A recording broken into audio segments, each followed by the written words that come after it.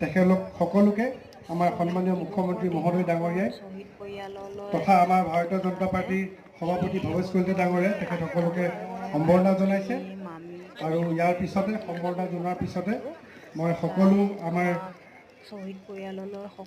যিসকল আজি আমাৰ অতিথি আছে অতিথিসকলক আসন গ্ৰহণ কৰাৰ কাৰণে অনুৰোধ জনাইছোঁ। আৰু দুখৰ দিন তথাপিতো কি কৰিম উপায় নাই।